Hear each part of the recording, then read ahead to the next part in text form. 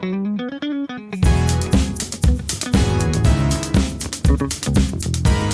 ัสดีครับเดินทางนอกตารางทัวร์ต่อจาก EP ที่แล้วนะครับซึ่งเดินทางไป6ทะเลสาบของแคนาดา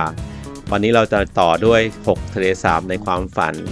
ที่เราเดินทางมาครึ่งทางแล้วติดตามพวกเราไปนะครับจุดแรกทะเลสาบใน EP 2นะครับคือการเดินทางไปที่เลคลุยส์นะครับ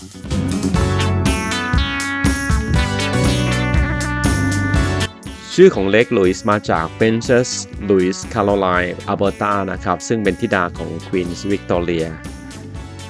ก่อนหน้านั้นชาวพื้นเมืองเรียกทะเลสาบนี้ว่าโฮลันนัมไนนะครับซึ่งเป็นว่า Lake of the Little Fish นะครับคือ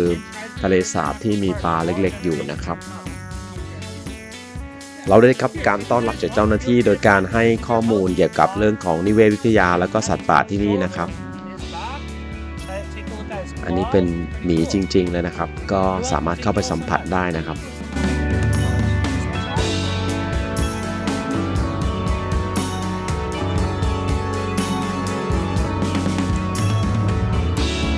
บางคนเรียกเลคลุยส์แห่งนี้ว่า Mona Lisa of the Rocky นะครับเพราะว่าความสวยงามแล้วก็ความงดงามของน้ำและภูเขาที่นี่นะครับหลายคนอาจจะคิดว่าทะเลสาบถูกแต่งสีและเพราะว่ามีความสวยเกินจริงแต่จริงๆเป็นสีของธรรมชาติล้วนๆเลยนะครับที่สามารถเห็นด้วยตาเลยครับ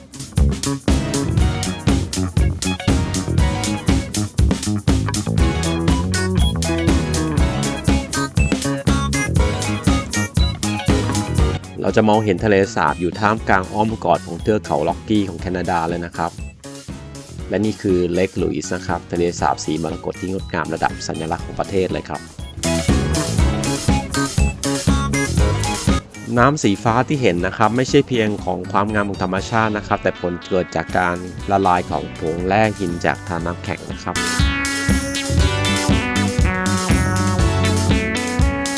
เดี๋ยวเราจะเดินขึ้นไปทางด้านบนนะครับซึ่งเป็นจุดชมวิวซึ่งระยะทางประมาณ5 กิโลเมตรนะครับ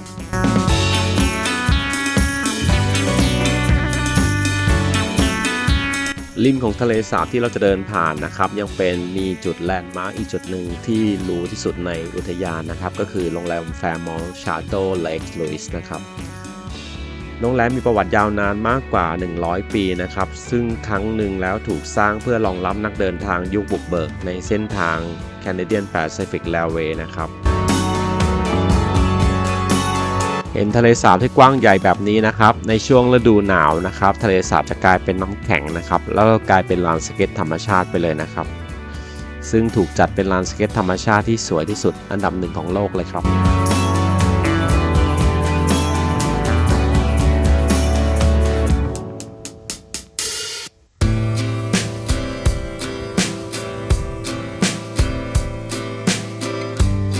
ช่วงที่เรามาอีกครั้งหนึ่งนะครับเป็นช่วงฤดูร้อนนะครับซึ่งเป็นมีช่วงที่พันธุ์พืชสวยงามมากๆเลยครับแล้วก็เบ่งบานออกดอกสวยงามเลยครับตอนนี้เรากำลังเดินขึ้นไปที่ซิกาเซียนะครับซึ่งเป็นเส้นทางที่โหดพอสมควรเลยครับ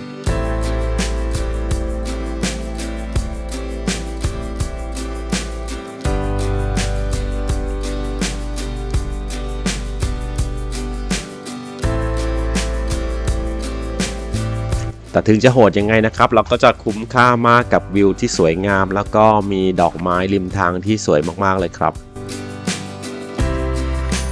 ผมเชื่อว่าถ้าเราเป็นคนที่มีความรู้เรื่องของต้นไม้หรือว่าพฤกษศาสตร์บ้างนะครับจะมีการเดินที่เพลินมากๆเลยครับน้องๆที่นี่แข็งแรงมากเลยนะครับเดินขึ้นเองเลยไม่ได้ให้ผู้ปกครองอุ้มเลยนะครับซึ่งถ้าอุ้มก็คงจะอุ้มไม่ไหวเหมือนกัน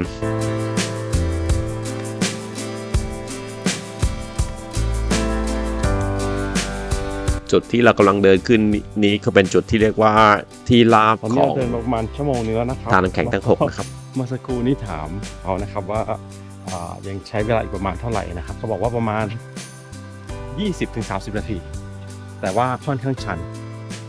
ครับเดี๋ยวลองดูว่าเราจะขึ้นไปทันอยู่ไหมนะครับเดี๋ยวผมให้ดูรอบๆด้วยนะครับ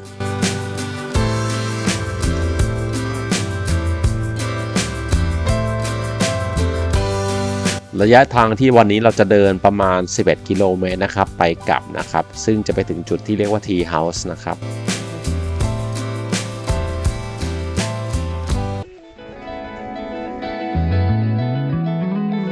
ตอนนี้เราถึงระหว่างทางแล้วก็เรียกว่า Mirror Lake นะครับหรือว่าทะเลสาบกระจกนะครับซึ่งจากจุดนี้ก็อีกไม่ไกลแล้วครับที่จะถึง Tea House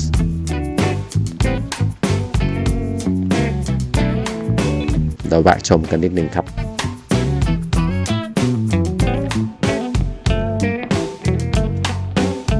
ซึ่งขอแนะนำเลยว่าถ้าจะเดินเส้นทางนี้นะครับอาจจะต้องเตรียมตัวนิดนึงนะครับแล้วก็มีรองเท้าแล้วก็อุปกรณ์ที่พร้อมนิดนึงครับอย่างเช่นรองเท้าปีนเขานะครับหรือว่าอุปกรณ์ต่างๆที่สามารถช่วยเดินทางได้นะครับ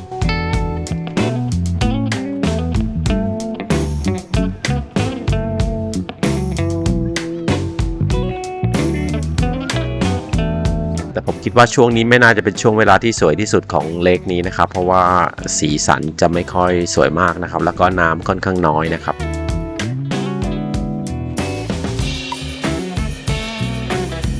ช่วงที่เราเดินทางเป็นช่วง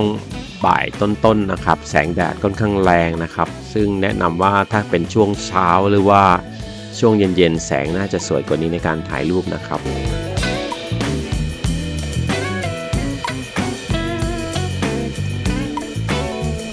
ซึ่งเราก็อยากจะให้เห็นว่าธรรมชาติที่สวยงามนะครับแล้วก็มีการบำรุงรักษาไว้อย่างดีเลยนะครับของที่นี่อาจจะไม่สะดวกสบายเหมือนที่เราหวังที่จะเดินทางให้ทางเรียบๆแต่ว่าธรรมชาติยังคงอยู่นะครับ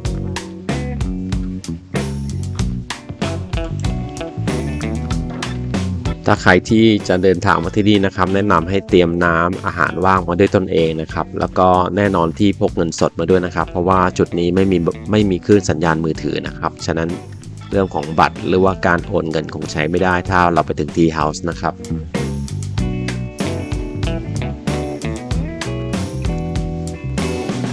เรารู้สึกว่าอากาศเริ่มเย็นขึ้นมากๆนะครับเพราะว่าตอนที่เราเดินขึ้นระดับที่สูงขึ้นนะครับ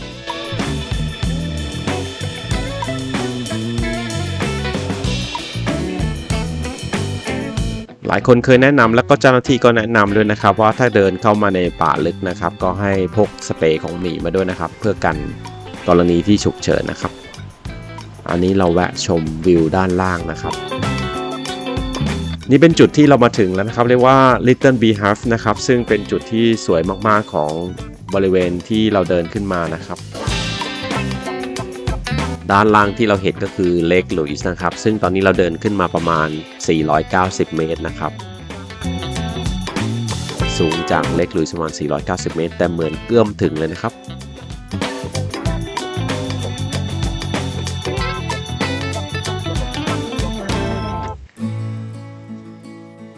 ช่วงเวลาที่เหมาะสมที่แนะนำมาเดินทางเที่ยวที่นี่ก็คือช่วงมิถุนายนถึงเดือนตุลาคมนะครับซึ่งเป็นช่วงที่มีเส้นทางที่ปลอดภัยที่ไม่มีหิมะมากเกินไปแล้วเราก็ได้ชม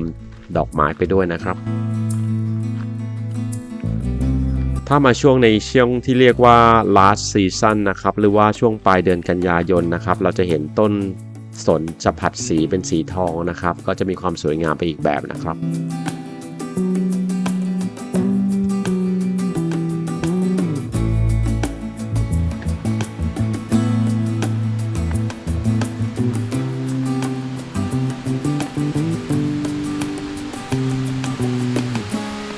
อยากให้ศึกษาเส้นทางดีๆนิดนึงนะครับเพราะว่าบนจุดนี้เนี่ยมีเส้นทางแยกหลายด้านนะครับแล้วก็อาจจะใช้เวลาเดินทางแต่ละจุดค่อนข้างเยอะนะครับอันนี้เราจุดอีกจุดหนึ่งที่เป็นน้ำตกกลางภูเขานะครับเราก็จะแวะชมนิดนึงครับอันนี้เป็นจุดที่เรียกว่า Lake Annex นะครับซึ่งเป็นจุดท่องเที่ยวอีกจุดหนึ่งนะครับซึ่งแยกออกมานะครับ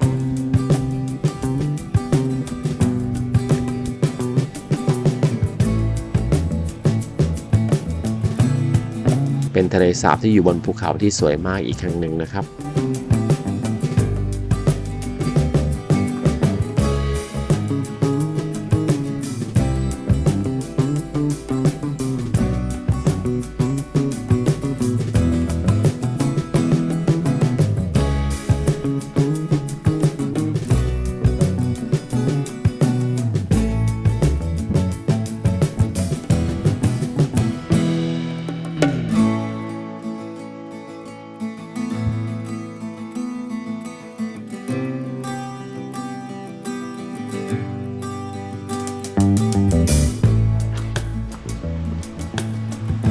เราใช้เวลาประมาณ3ชั่วโมงนะครับเดินไปถ่ายรูปไปนะครับตอนนี้เราจะเดินทางลงอีกด้านหนึ่งนะครับซึ่งจะเห็นวิวธรรมชาติอีกด้านหนึ่งของ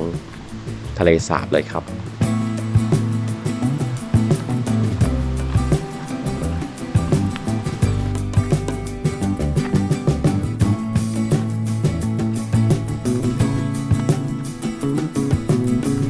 ตอนนี้เราอ้อมมาอีกด้านหนึ่งของภูเขานะครับซึ่งจะเป็นทางลงอีกด้านหนึ่งนะครับ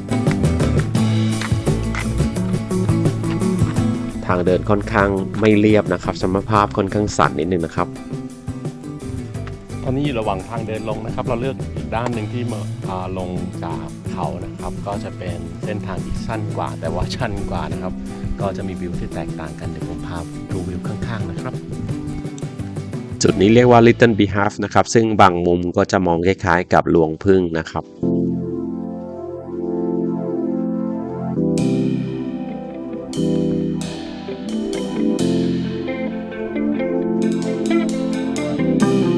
เส้นระหว่างทางก็จะเป็นก้อนหินนะครับแล้วก็มีน้องๆมาต้อนรับนะครับกระรอกภูเขาค่อนข้างเยอะมากเลยนะครับในบริเวณภูเขานี้นะครับ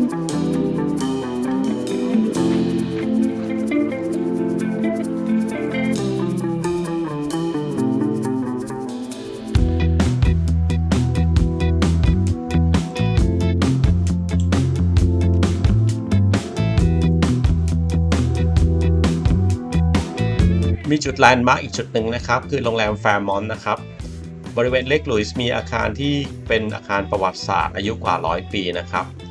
เมื่อก่อนใช้เป็นที่พักระหว่างการเดินทางข้ามแปซิฟิกระหว่างของแคนาดานะครับระหว่างที่คนที่เดินทางรถไฟแต่วันนี้เนี่ยเราไม่ได้เข้าไปชมด้านในนะครับเพราะว่าโรงแรมพักค่อนข้างเต็มแล้วก็คาเฟ่ก็เต็มด้วยนะครับ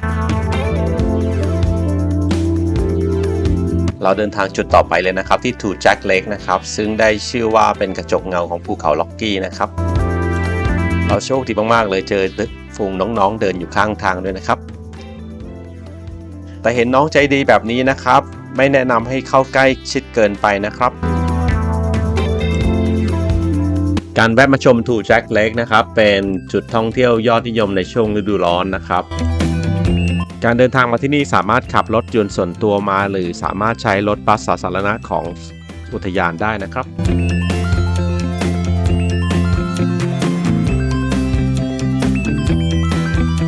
นอกจากทะเลสาบมีน้ำที่สวยงามนะครับแล้วก็จะมีเมาท์แลนเดิลเป็นแบ็กกราวด์อยู่ด้านหลังนะครับแต่มีทิปนิดนึงนะครับเนื่องจากเป็นสถานที่ตั้งแคมป์แต่ว่าเขาแนะนำให้ไม่นำอาหารมาหรือให้นำอาหารเก็บอย่างละเอียดนะครับเพื่อไม่ให้บังการดึงดูดหมีเข้ามานะครับหลายคนอาจจะสงสัยว่าทำไมตั้งชื่อเป็น Two Jacks Lake นะครับคาดว่าเป็นชื่อของแจ็คสแตนเลย์ซึ่งเคยเป็นคนที่ทำธุรกิจเรือที่เล็กไมเนวังกานะครับซึ่งอยู่ใกล้ๆกันนะครับและอีกคนคือแจ็คส์วอเตอร์นะครับซึ่งเป็นคนทำเหมืองหินนะครับที่เมืองแบ็กเฮดที่ใกล้กันนะครับจึงเป็นที่ระลึกของการตั้งชื่อ Two Jack Lake เพื่อเป็นที่ระลึกให้กับ2ท่านนะครับ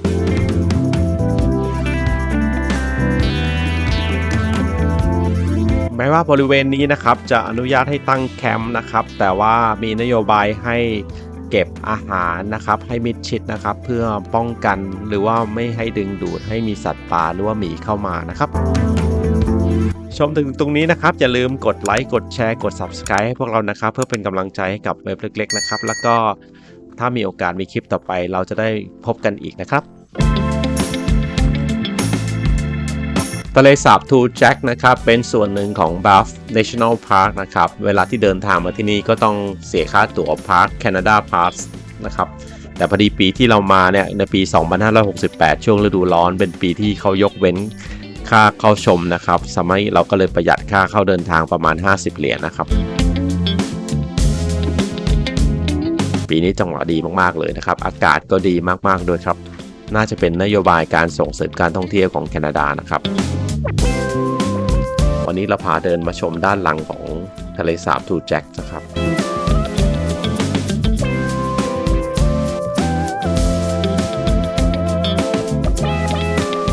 เดี๋ยวจะมาชมว่าด้านหลังมีอะไรบ้างนะครับ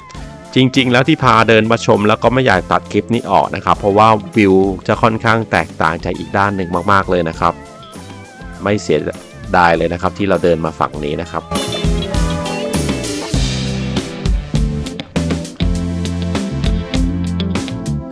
ห่างจากจุดที่เราจอดรถประมาณ 6-700 เมตรนะครับ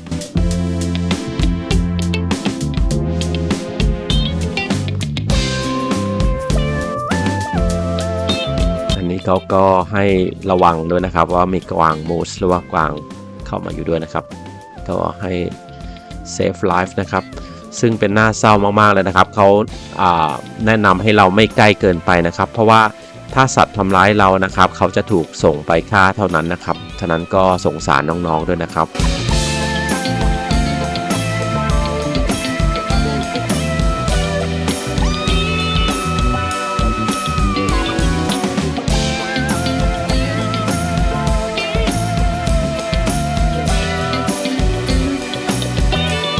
การมาท่องเที่ยวที่แคนาดามีจุดที่ระวังอย่างหนึ่งนะครับแล้วก็อยากจะเตือนไว้ก็คือ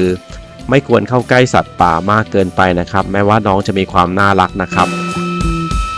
แต่หากเกิดอุบัติเหตุไม่คาดฝันนะครับทางอุทยานต้องนำสัตว์ไปฆ่าเท่านั้นนะครับเพื่อป้องกันไม่ให้มีอุบัติเหตุแบบนี้อีกนะครับฉะนั้นก็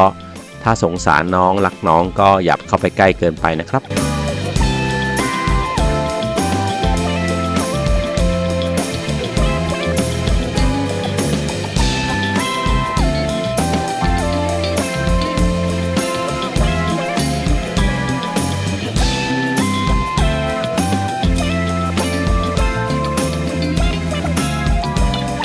ถ้าใครที่มาทูแจ็คเล็กนะครับก็แนะนำให้เดินเข้ามาอีกด้านหนึ่งนะครับเพราะว่าด้านนี้นะครับจะเห็นวิวอีกด้านหนึ่งเลยนะครับซึ่งเหมือนกับมาเที่ยวอีกทะเลสาบหนึ่งเลยนะครับ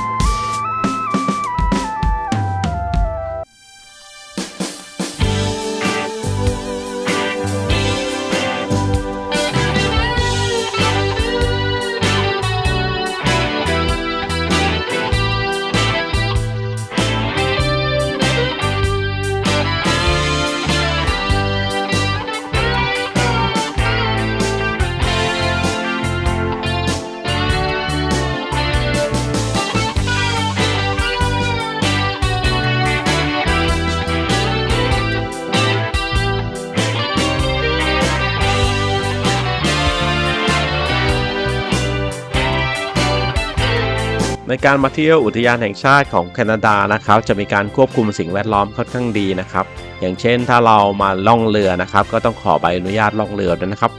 ถ้าเกิดคนที่จะมาจับสัตว์น้ำนะครับก็ต้องจ่ายค่าจับสัตว์น้ำด้วยนะครับเพื่อเป็นการค่าบำรุงอุทยานนะครับ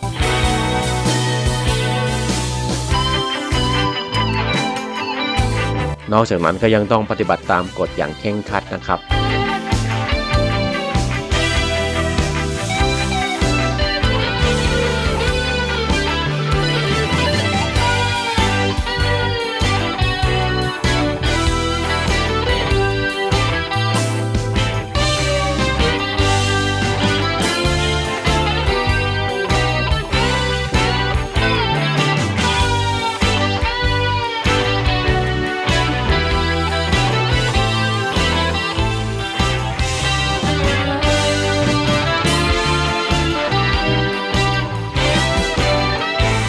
อยากจะเก็บภาพมาฝากพวกเราจริงๆครับผมแม้ว่าภาพจะทำให้คลิปมันยาวนิดนึงนะครับแต่ว่าภาพแต่ละมุมของทูแจ็คเล็กสวยมากๆเลยครับเดี๋ยวเรานั่งชมไปด้วยกันนะครับถ้าใครอยากจะคอมเมนต์หรือมีคำถามอะไรนะครับก็กดคอมเมนต์ดูด้านล่างเลยนะครับเราจะอ่านทุกข้อความนะครับแล้วก็จะมาตอบให้ท่านนะครับอีกนิดนึงนะครับผมชมมาถึงตรงนี้นะก็ขอบคุณมากๆเลยนะครับแล้วก็ถ้าเกิดใครชอบคอนเทนต์ลักษณะแบบนี้นะครับช่วยกันกดไลค์กดแชร์แล้วก็กด Subscribe พวกเราด้วยนะครับ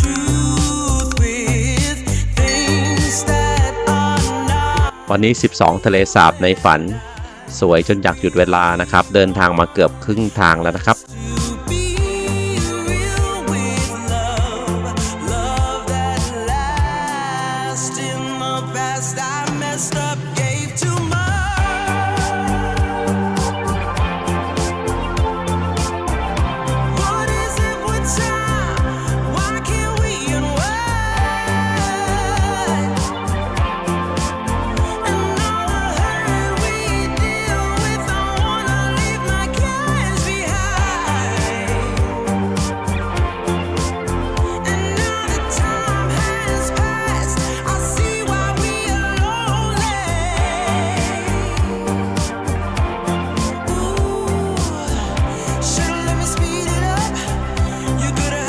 น้ำใสมากๆเลยนะครับตามทำนองที่ว่าน้ำใสและเย็นเห็นตัวปลาจริงๆนะครับเห็นปลาไหมครับตัวเล็กๆ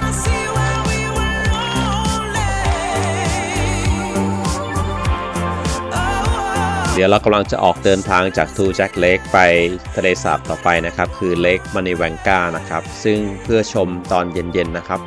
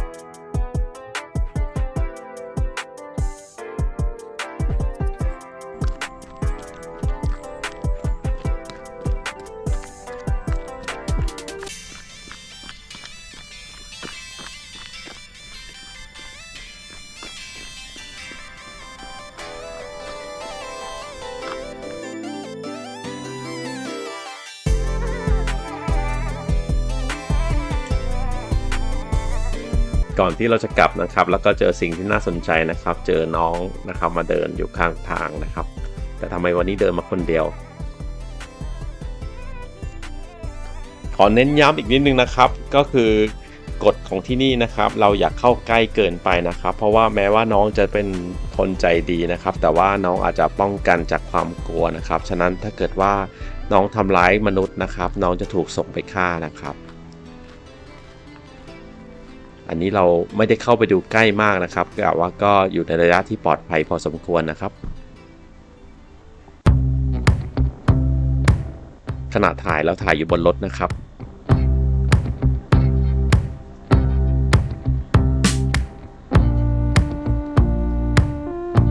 เป็นที่ที่ผมเห็นได้ทั่วไปเลยนะครับที่สัตว์ป่าจะเดินร่วมกับการท่องเที่ยวของที่แคนาดานะครับ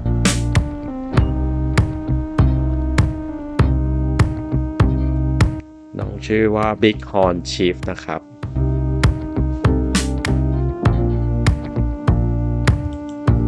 Bighorn Chief หรือว่าแกะ Bighorn เนี่ยเป็นแกะที่อาศัยอยู่ตามบริเวณภูเขานะครับ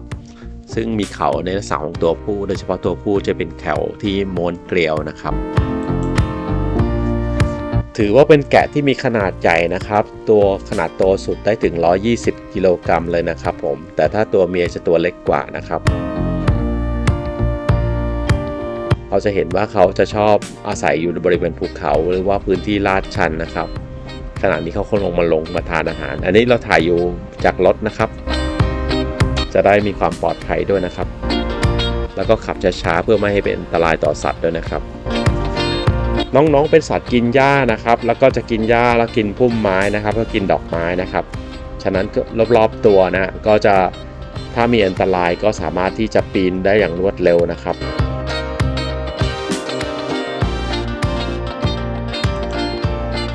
ตอนนี้เรามาถึงเลกมานิวังกาแล้วนะครับเลกมานิวังกาเป็นทะเลสาบนะครับที่ละลายจากฐานน้ำแข็งเหมือนกันนะครับซึ่งมีขนาดความยาวประมาณ28กิโลเมตรเลยทีเดียวนะครับแล้วก็ลึกถึง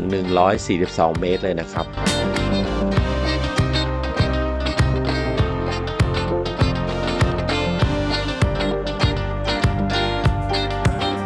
ชื่อเลกมานิวังกานะครับเป็นภาษาท้องถิ่นนะครับแปลว่า Lake of the Spirit นะครับหรือว่าทะเลสาบแห่งจิตวิญญาณนะครับ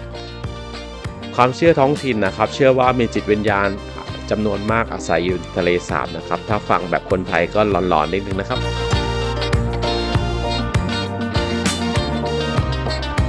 เมื่อชาวยุโรปได้อพยพเข้ามาอยู่ที่แคนาดานะครับในช่วงปีประมาณ 1886 นะครับได้เริ่มสร้างให้การพัฒนาแหล่งท่องเที่ยวนะครับโดยสร้างโรงแรมไม้ขึ้นมานะครับบริเวณริมทะเลสาบต่อมาในปี 1912 นะครับก็มีการสร้างหมู่บ้านฤดูร้อนนะครับชื่อโรงแรม เมนิวังกาแลนดิ้งนะครับซึ่งทำให้มีการสร้างถนนบ้านแล้วก็ร้านอาหารเข้ามาในบริเวณใกล้เคียงนะครับวันนี้เราดูนิดนึงนะครับว่าเขามีคำแนะนำอะไรบ้างนะครับ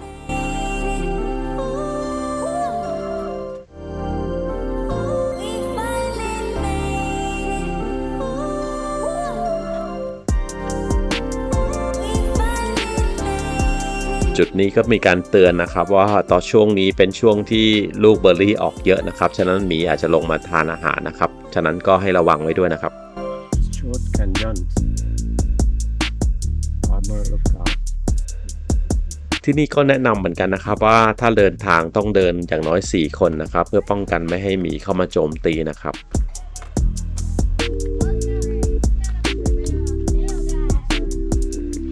วันนี้เราเจอนักท่องเที่ยวต่างชาติค่อนข้างเยอะนะครับ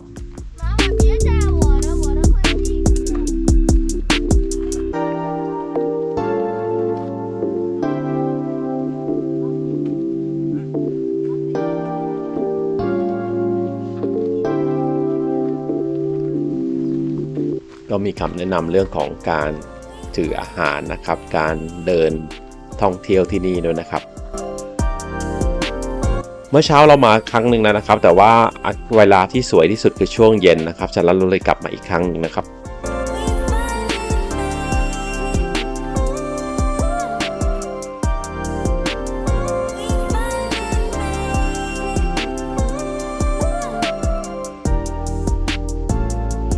กิจกรรมทั่วๆไปที่มาทำได้ที่นี่นะครับก็คือมาล่องเรือนะครับโดยมีเรือล่องให้บริการนะครับแล้วก็มีไกด์บรรยายประวัติด้วยนะครับอีกจุดหนึ่งก็คือที่นักท่องเที่ยวนิยมก็คือมาตกปลาซึ่งเป็นที่นิยมมากๆเลยนะครับเพราะว่ามีปลาเล็กเทานะครับซึ่งเป็นปลาชั้นดีของที่นี่เลยนะครับ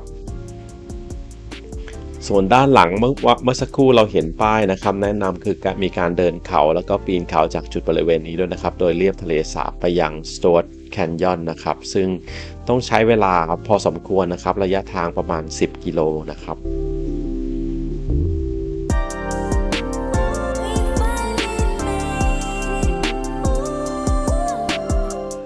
บรรยากาศช่วงเย็นก็จะสวยมากๆเลยนะครับแล้วเราก็อาจจะเห็นสัตว์นะครับ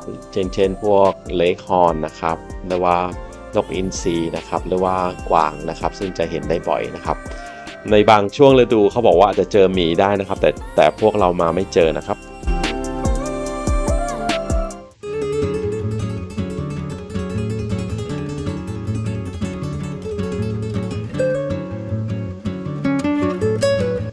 บริเวณนี้นะครับมีนักท่องเที่ยวที่บางคนอาจจะนิยมนักท่องเที่ยวแบบแอดเวนเจอร์นิดนึงนะครับก็คือมีการดำน้ำสกูบ้าได้ด้วยนะครับถ้าสามารถดำสกูบ้าลงไปนะครับด้านล่างจะมีซากเมืองที่อยู่ใต้น้ำด้วยนะครับเพราะว่ามีการสร้างเขื่อนขึ้นมานะครับเมืองเดิมก็เลยจมอยู่ใต้น้ำนะครับ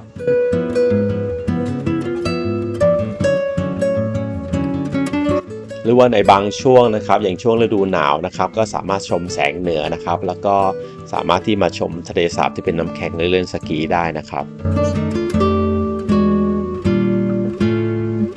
ในช่วงฤดูร้อนที่เรามานะครับจุดจอดรถค่อนข้างแน่นนะครับแล้วก็แนะนำให้มาช่วงเช้านิดนึงนะครับหรือว่าใช้รถประจำทางถ้าเกิดมาช่วงเย็นก็จะได้บรรยากาศอีกแบบหนึ่งเลยนะครับเดี๋ยวเราไปจุดต่อไปนะครับ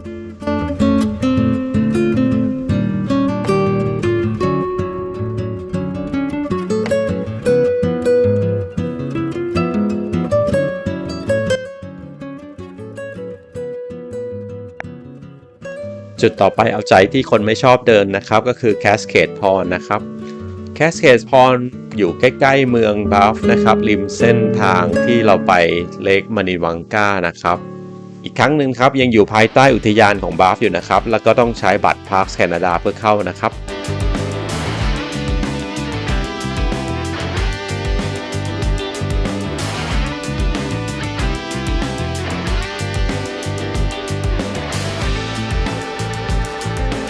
เมื่อเราเดินมาถึงนะครับเราก็จะเห็นว่ามีจุดปิกนิกนะครับแล้วก็มีคนมาท่องเที่ยวค่อนข้างมากในวันนี้นะครับ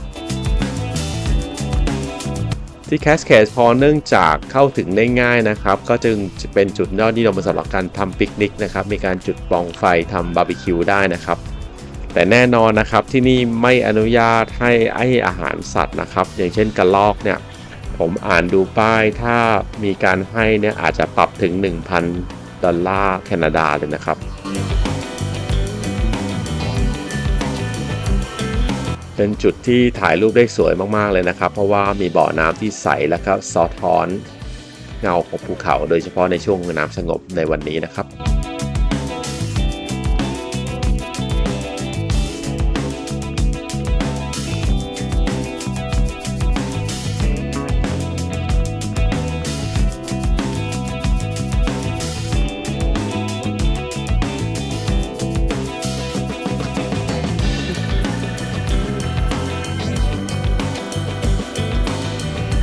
นับเป็นจุดท่องเที่ยวที่เข้าถึงได้ง่ายมากนะครับแล้วก็ไม่ต้องเดินไกลนะครับถ้าเทียบกับทะเลสาบอื่นๆนะครับ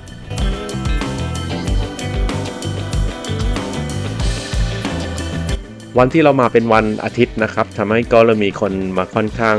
พักผ่อนค่อนข้างเยอะนะครับแล้วก็เล่นกีฬานะครับ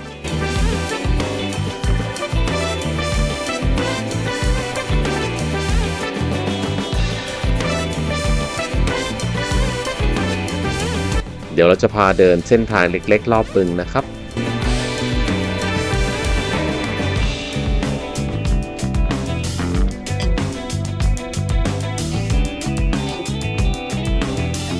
พอลองเอาจุ่มเท้าดูนะครับน้ำค่อนข้างเย็นถึงเย็นมากเลยนะครับแม้ว่าจะเป็นช่วงฤดูร้อนนะครับ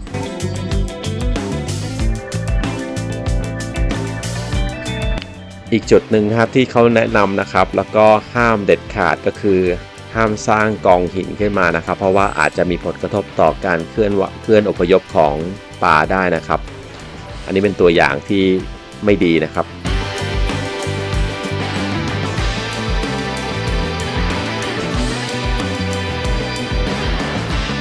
น้ำใสมากๆเลยนะครับ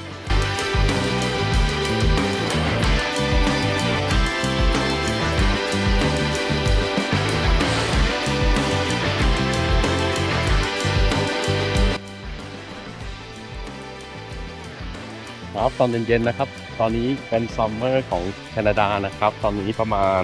เกือบทุ่มหนึ่งแล้วนะครับแต่ว่าแสงแดดยังไม่ลดหย่อนลงเลยนะครับวันนี้ตามพยากรณ์นะครับก็พระอาทิตย์ตกประมาณ3 ทุ่มครับฉะนั้นตอนนี้ช่วงซัมเมอร์ของที่แคนาดาก็จะ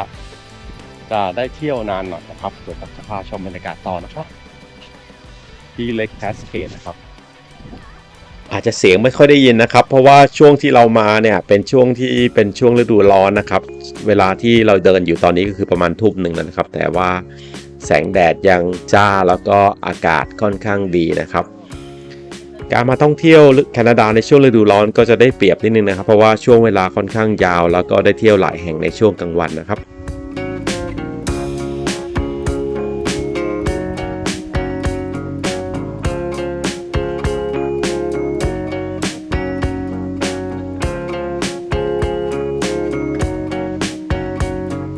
ตอนเย็นคนก็จะมาปิกนิกกันเยอะหน่อยนะครับ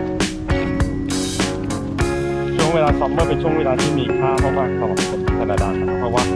อากาศจะค่อนข้างสบายตัวมากเลยครับวันนี้20 องศาวันนี้อุณหภูมิสูงสุดว่า24 องศา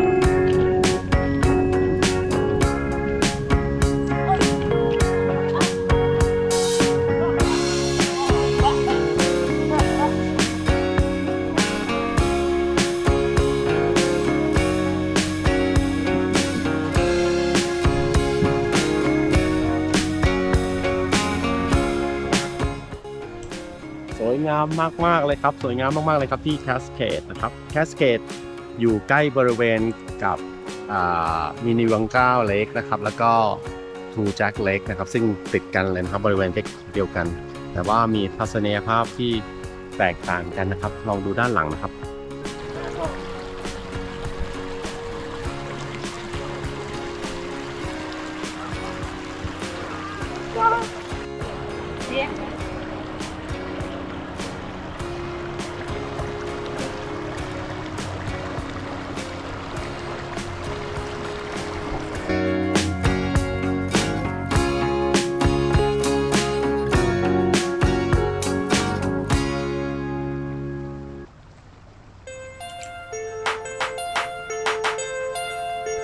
จะเห็นว่ามีจุดถ่ายรูปที่สวยมากๆเลยนะครับแล้วก็มีบ่อน้ำที่ใสนะครับที่สะท้อนเงาภูเขาได้ตลอดเลยนะครับจุดนี้ท่องเที่ยวได้ทั้งปีนะครับแม้ว่าช่วงฤดูหนาวก็จะมีคนที่เข้าเดินทางค่อนข้างเยอะแต่อย่างไรก็ตามนะครับถ้ามาช่วงที่ฤดูหนาวฤดูร้อนต่างๆนะครับการเล่นน้ำก็ต้องให้ระวังอุณหภูมิน้ำนิดนึงครับ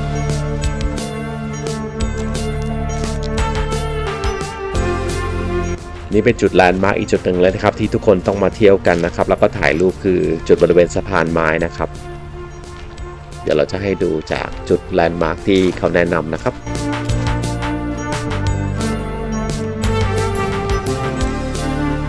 เนื่องจากน้ำค่อนข้างตื้นนะครับฉะนั้นทุกคนก็คงพายเรือแพดเดิลบอร์ดได้ง่ายนะครับจะเห็นว่าแพดเดิลบอร์ดมีการเล่นกันค่อนข้างเยอะในแคสเคดพอร์ตแห่งนี้นะครับ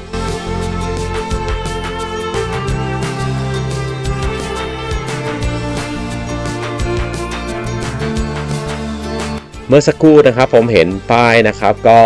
มีการแนะนำด้วยนะครับว่าบริเวณนี้นะครับเป็นแหล่งที่อยู่อาศัยของสัตว์ป่าหลายชนิดนะครับอย่างเช่นกวางนะครับกวางเอลฟ์นะครับแล้วก็จิ้งจอกหรือว่านกนะครับแต่เราเห็นกระรอกค่อนข้างเยอะเหมือนกันนะครับเนี่ยฮะถ้าเกิดอยากใครเก่งแพดเดิลบอร์ดนะครับที่นี่เล่นได้นะครับเพราะว่าน้ำค่อนข้างตื้นนะครับ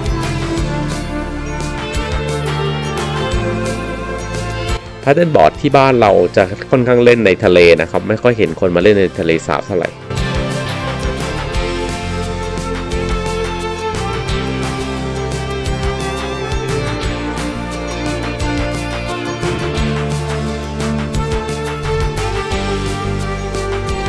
เดี๋ยวเราจะพาเดินธรรมชาติรอบๆนะครับชิลมากๆเลยนะครับ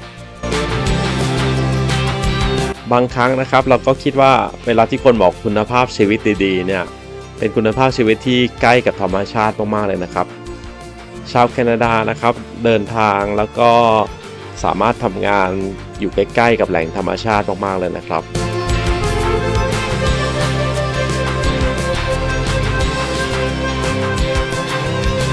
เดินทางมาด้วยกันถึงตรงนี้นะครับเดินทางต้องตารางทัวร์ต้องขอบคุณทุกท่านมากๆเลยครับที่เดินทางมาด้วยกันนะครับมีข้อติชมอะไรก็ช่วยกันเขียนคอมเมนต์ไว้ได้เลยนะครับแล้วก็อย่าลืมกดไลค์กดแชร์กด Subscribe พวกเราด้วยนะครับเพื่อให้ช่องเล็กๆของเราเติบโตไปด้วยกันครับ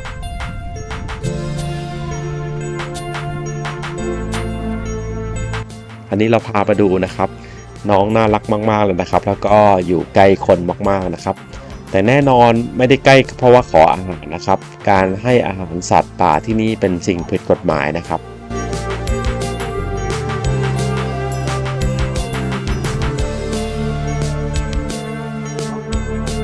ผ่านไปแล้วนะครับ12ทะเลสาบแห่งแคนาดาที่สวยที่สุดในโลกนะครับชอบตรงไหนนะครับชอบทะเลสาบไหนคอมเมนต์ได้นะครับหรือว่าอยากให้เราแนะนำไปสถานที่ไหนในอนาคตนะครับก็แนะนำพวกเราด้วยนะครับเดินทางตรงนี้ก็ขอบคุณมากเลยครับที่เดินทางด้วยกันสวัสดีครับ